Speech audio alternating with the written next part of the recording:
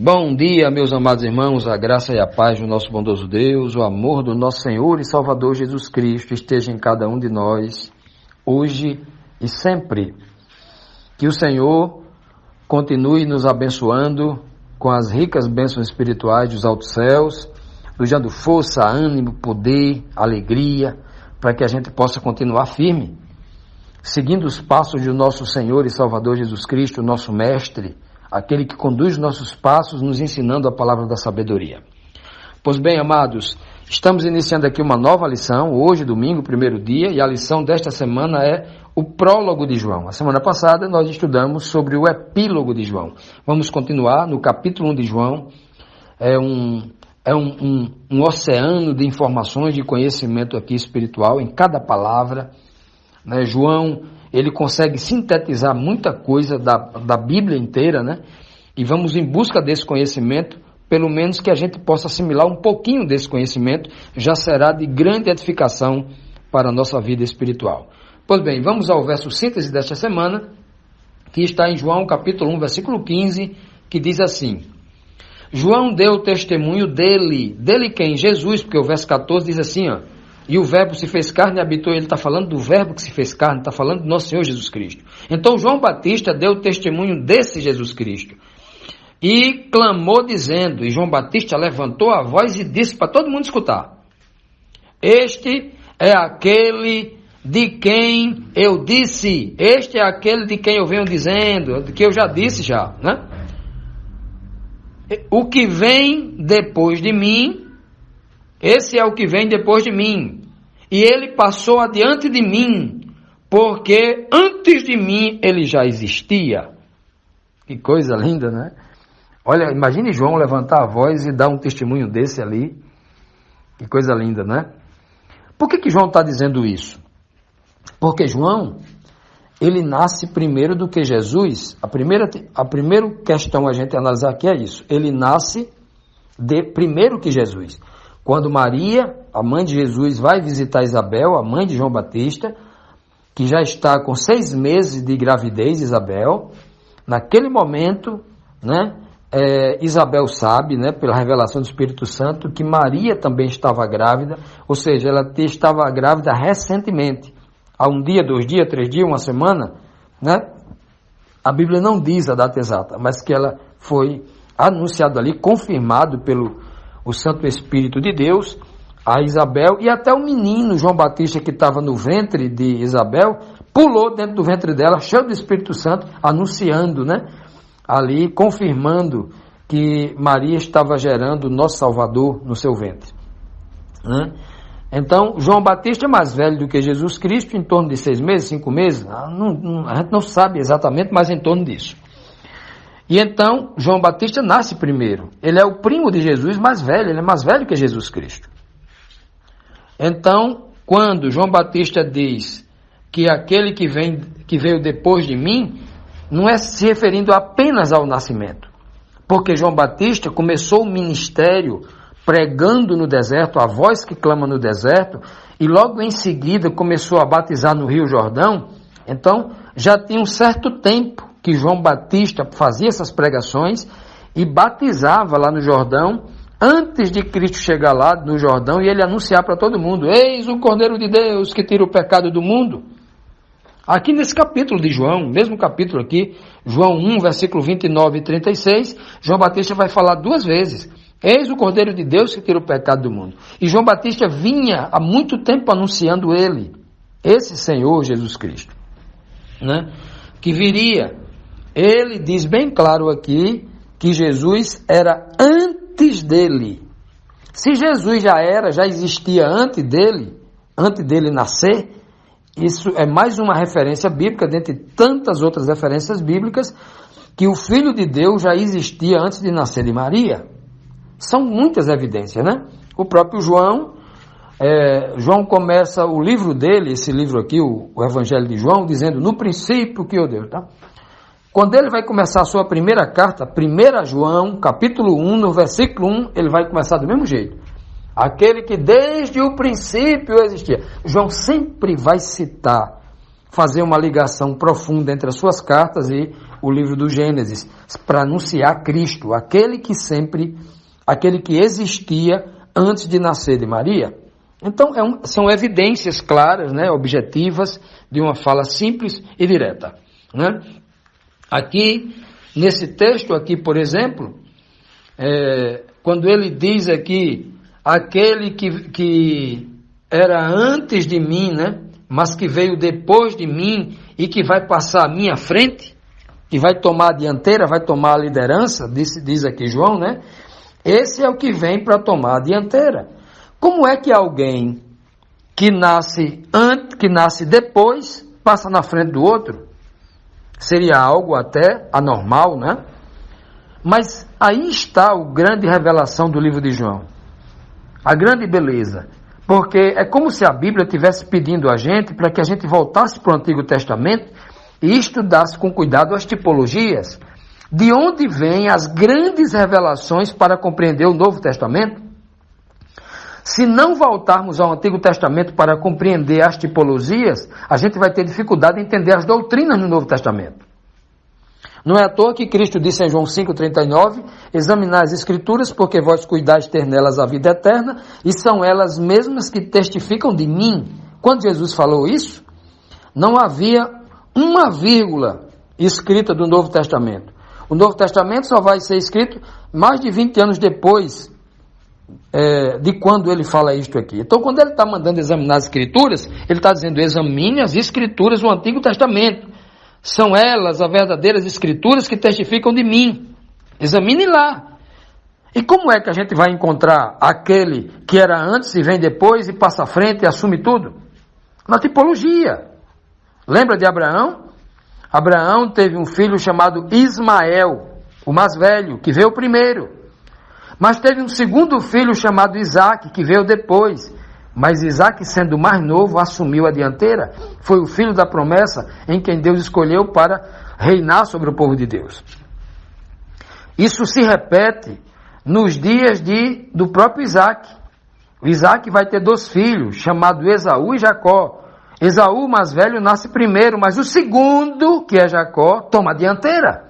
E se torna o primogênito espiritualmente, recebe a bênção da primogenitura. Está lá no Antigo Testamento. Já o próprio Jacó, veja que as 3 gerações, Abraão, Isaac e Jacó. Jacó teve 12 filhos, mas um dos mais novos, o José, vem depois, se torna senhor de todos os irmãos mais velhos. O que vem depois, assume a frente. A condução do povo, ele conduziu todo o seu povo lá no Egito. Né? Veja que coisa impressionante. Está tudo nas Escrituras Sagradas. Desde a tipologia, desde o nascimento de Cristo, desde a gestação, né, o nascimento e a gestação, que nós tem a tipologia. A tipologia ela não é exata, ela não é precisa, não é exata. Ela é uma espécie de sinal. Na tipologia há um sinal que ele não precisa ser exato. Exemplo: José tinha 12 irmãos, né? Contando com Diná, 12 irmãos, e um deles vendeu ele por 30 moedas de prata. Quem foi? Judas. Jesus Cristo tinha 12, que um deles, Judas também, né? Lá era Judá, e Judas e Judá é o mesmo nome. E aí Judas vendeu Cristo. Não foi exatamente por 30 moedas de prata, mas vendeu por moedas de prata, porque a tipologia já está ali. Não é obrigado ser a mesma quantidade, 30 moedas de prata. Um é 30, o outro é 20 e poucos, não lembro, 20 moedas, alguma coisa assim. Cristo é menos. José foi vendido por 30 moedas de prata. Jesus é menos. Ok? Então, por exemplo, Cristo dá um sinal do profeta Jonas, o sinal, 3 dias e 3 noites. Não é obrigado ser 3 dias e 3 noites, é um sinal. Ele diz, olha, vou dar um sinal a vocês. Quem não entende isso, acaba se enrolando nas palavras, a letra morta. Não é? Quem não entende isso, acaba se embebedando aí. Vamos lá. Outras tipologias são inúmeras na Bíblia. Outras tipologias. São muitas. O próprio nascimento, a gestação, a geração de Cristo no ventre de Maria, como se deu, uma virgem não podia ter filho. O Espírito de Deus faz um milagre dentro de Maria. Assim acontece também como tipologia. É claro que em Cristo o milagre é superior, não é exatamente igual, mas é superior. O que é que ele faz lá atrás? O Senhor faz no ventre de uma velha que não podia ter filho, chamada Sarai, né? Como se fosse uma virgem, que é uma velha que nunca, um útero virgem. Porque não adiantava ela ter relação com Abraão, primeiro que ela tinha o útero seco, segundo que ela nem menstruava mais. Já havia acabado o costume. Como é que ela ia manter uma criança sem produzir menstruação, sem produzir as proteínas, as vitaminas necessárias para desenvolvimento de um ser no ventre, uma senhora idosa? Era um milagre também, assim como aconteceu com Maria, né? Guardadas as devidas proporções, né? Mas eram sinais do que iria acontecer. Isso foi se repetindo, não é só um, não, são vários. A mesma coisa aconteceu com Ana, que teve Samuel, né? A mesma coisa com Manoá, que a sua mulher não tinha filho, Manoá, que nasceu Sansão. São todos homens que precisou da intervenção do milagre de Deus, da mão de Deus ali, para gerar uma criança no ventre de mulheres que não podiam ter filhos, né?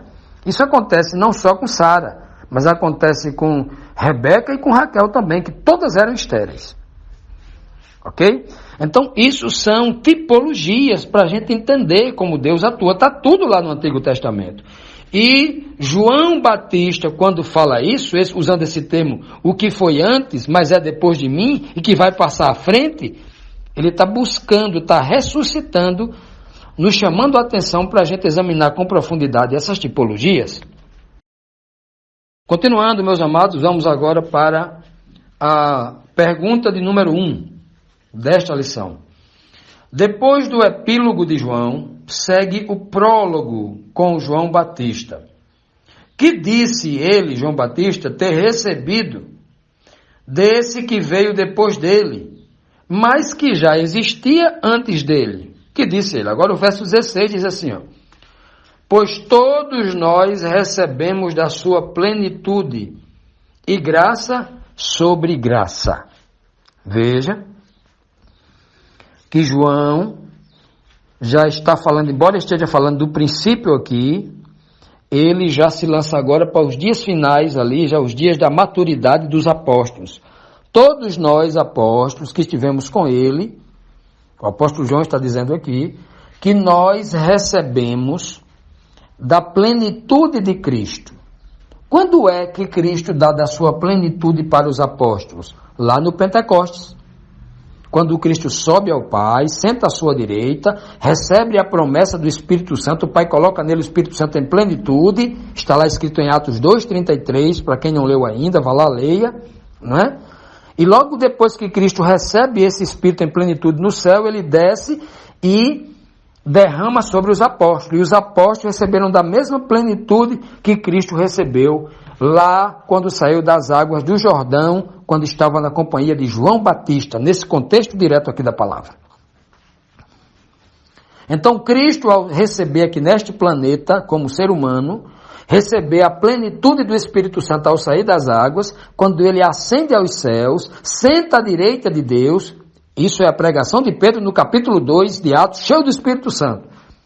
Pedro diz que Cristo, ao ascender ao céu, sentar à direita de Deus, o Pai confirma o que o Pai tinha prometido a ele. Dá a ele a promessa do Espírito Santo. Enche Cristo do Espírito Santo. Dá o Espírito Santo a Cristo em plenitude. Aí João vai dizer aqui, ó, nós também recebemos desta plenitude, porque o Senhor compartilhou conosco da plenitude que ele recebeu.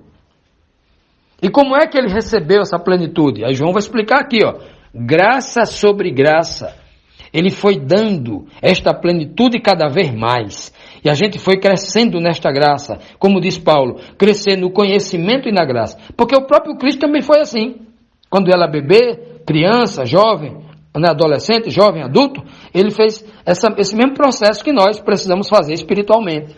A Bíblia diz lá em, eu acho que é Lucas 1:52, não falha a memória, diz que o menino crescia em estatura, ou seja, crescia fisicamente, como toda criança cresce, né? Em estatura, em conhecimento, olha só, evoluiu como qualquer ser humano em conhecimento, em aprendizagem e na graça. Veja que Jesus Cristo, como todo ser humano comum, precisou crescer na graça de Deus.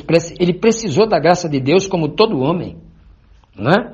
Para aqueles que dizem que Jesus Cristo é um Deus, já viu Deus precisar de graça? Se Deus é a própria fonte da graça, mas, obviamente, as pessoas não têm lido a palavra corretamente, né? Não conseguem processar porque a mente está cheia de tradições religiosas da Idade Média ainda. A mente escravizada na Idade Média não examinou a Escritura direito ainda, não prestou atenção os versos mais lidos, mais falados. Talvez o diabo tenha usado esses versos para banalizar na cabeça das pessoas e as pessoas não tenham parado para meditar na profundidade de cada verso. O que esse verso está revelando sobre Jesus, o que esse verso está revelando sobre o Pai, sobre a sua condição, sobre vários outros aspectos doutrinários. E é preciso examinar a Bíblia com todo esse cuidado, com todos esses aspectos a serem explorados, né? Pedindo a Deus luz dos altos céus. Então João aqui está dizendo que todos nós quem? Ele está falando em nome de quem? Os que foram batizados com o Espírito Santo. Está falando dele, dos apóstolos, daquelas 3.000 almas que foram batizados com o Espírito Santo também, né? E várias outras pessoas que ele saíam, né, pregando o Evangelho, e quando impunha a mão das pessoas, batizados em nome de Jesus, e logo em seguida eles eram batizados com o Espírito Santo. Alguns falavam em línguas, né, em novos idiomas, ensinando ali, vendo o poder de Deus na vida deles. Era assim, né? Era assim que João explica com toda a clareza: todos nós recebemos desta mesma plenitude, porque Cristo, tudo que Cristo recebe do Pai, Ele compartilha conosco. Compartilha conosco, eu estou me colocando aqui, sem falar pretensiosamente, sem nenhuma prepotência, sem nenhuma vanglória, pela fé eu estou me colocando no grupo dos santos, né? Nem mereço tal honra, mas pela fé está falando, né? Não vou... Acreditando em Cristo, eu não posso dizer que estou do outro lado, né? Então todos nós que estamos escutando aqui esse áudio, né? Precisamos nos colocar desta maneira: todos nós que seguimos a Cristo e esperamos com fé nele, assim como ele recebeu esta graça de forma plena, o Espírito Santo em forma plena na sua vida, ele tem compartilhado conosco gradativamente até que a gente atinja essa plenitude como ele também. A plenitude máxima que o meu vaso, que o meu corpo recebe, né? Que pode receber. Ninguém coloca 2 litros de água num copo que só cabe 350 ml, né? A plenitude que se cabe, né? Até que o ser seja pleno, e não que o homem caiba dentro dele a plenitude do Espírito de Deus. Não, o nosso vaso é pequenininho, né? Que o Senhor possa nos dar, conceder desta plenitude, como diz o apóstolo Paulo no livro de Efésios, capítulo 4, versículo 13, para que todos nós atinjamos a estatura espiritual do nosso Senhor e Salvador Jesus Cristo, a estatura de homem perfeito. Continuando, amados, vamos aqui para a próxima pergunta, pergunta 2. Que comparação de poder e de honra João faz entre Moisés e Jesus? Faz aqui uma pequena... Eu usei o termo comparação aqui, mas eu prefiro o termo tipologia, porque a gente não pode, hipótese alguma, né, igualar, comparar até pode, no sentido tipológico, mas igualar Moisés com Jesus Cristo não tem condição, né? Jesus é Salvador, viveu sem pecar, Moisés não. Moisés carece de um Salvador, Moisés carece de Jesus Cristo. Né? Mas vamos lá, vamos tentar entender aqui o verso. João, capítulo 1, versículo 17, diz assim: porque a lei foi dada por meio de Moisés. A palavra lei aqui é Torá, tá bom? Porque a lei foi dada por meio de Moisés. E a graça e a verdade vieram por meio de Jesus Cristo. Que coisa linda, não é? Veja que o texto está dizendo que a palavra lei aqui, as pessoas que não tiveram a oportunidade de estudar um pouco mais, né? Um pouco mais profundo, para entender que linguagem é essa linguagem que João escreve aqui, né? João, um homem simples, que era iletrado, que era indouto, né? Que falava o aramaico, veio lá das terras de Jesus, juntamente com Jesus, para Jerusalém, lá da Galileia, onde se predominava o aramaico, coitado, um homem simples, né? ele ia usar a linguagem dos antigos, da sua religião. A palavra lei aqui, para aqueles que não tiveram a oportunidade de estudar e leem a Bíblia só no português, e quando lê a palavra lei, entende que a palavra lei, onde tem a palavra lei, está falando de 10 mandamentos, não entendeu nada ainda, né? Nem sempre, muito pouco no Novo Testamento, quando se lê a palavra lei, está se falando dos 10 mandamentos. Muito poucos versos. Menos de 5%. Então a palavra lei no Novo Testamento, quando se fala lei, está falando da Torá, dos 5 primeiros livros de Moisés, Gênesis, Êxodo, Levítico, Números e Deuteronômio, aonde estão todas as leis de Deus. Mas os 10 mandamentos é o resumo da lei, é o suprassumo, dado, escrito pela mão do próprio Deus, pelo dedo de Deus, como diz lá em Êxodo 31, versículo 18. Escrito pelo dedo de Deus. Verdade. A raiz de toda a escritura é os 10 mandamentos. A raiz de toda palavra escrita, a raiz de toda lei, de todo código, de toda norma, é os 10 mandamentos. É óbvio. Mas quando ele está dizendo aqui, porque a lei foi dada por meio de Moisés, ele não está falando dos 10 mandamentos, está falando de todos os livros que Moisés escreveu. Porque os 5 livros têm a ver com a Torá, com a palavra lei, Torá, as escrituras que saiu a base de toda a revelação, de toda a verdade, está naqueles 5 livros.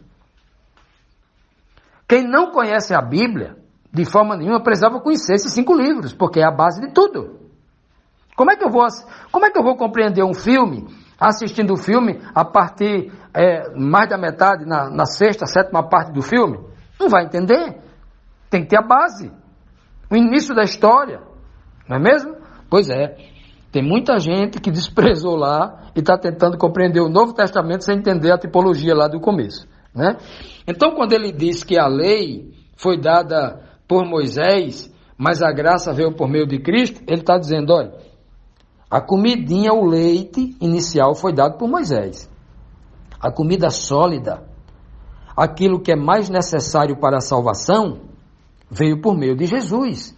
A revelação espiritual da letra. A Moisés foi dada uma letra morta para um povo rude, de mente rudimentar, como diz o apóstolo Paulo, né? Esse povo que está querendo voltar aos antigos rudimentos, Paulo vai dizer, vai falar claramente a mente rudimentar que tinha aquele povo. Então Deus era obrigado a escrever naquele livro, obrigado não, né? Deus foi forçado a fazer isso por amor ao ser humano, falando uma linguagem dele, devido à sua sensibilidade, que o pecado desgastou a mente do homem.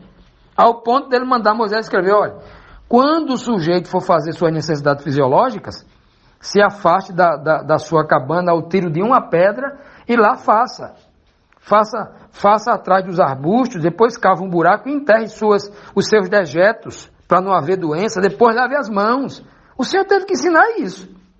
Imagine só, se no livro da lei cabe esse tipo de informação. Ou então dizer assim, quando um boi ferir o escravo de outra pessoa lá, do vizinho, ele vai matar aquele boi, vai dar outro escravo, vai dar o boi para o vizinho. Ele tem que estabelecer leis assim. O mais básico, para que houvesse boa convivência, para que houvesse harmonia social, até leis civis, Deus teve que legislar especificamente para aquele povo, leis que foram melhoradas ao longo do tempo, até chegar, por exemplo, leis modernas como as que nós vivemos na sociedade de hoje, né? Uma sociedade, entre aspas, civilizada, né? Então, amados, aqui é o que ele está dizendo, a lei, a palavra escrita, aonde nós devemos pesquisar toda a verdade, está lá. Mas só a palavra escrita, sem a inspiração do Espírito Santo, não leva você para canto nenhum. Você vai continuar sendo um homem culto, um homem preso à letra morta, como diz Paulo. Paulo sempre usa esse termo, letra morta, né? Um homem muito culto, conhece a Bíblia toda.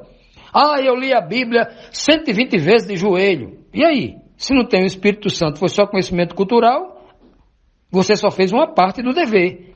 A principal parte não teve, que é a unção do Espírito para compreender as profundidades que a palavra está revelando.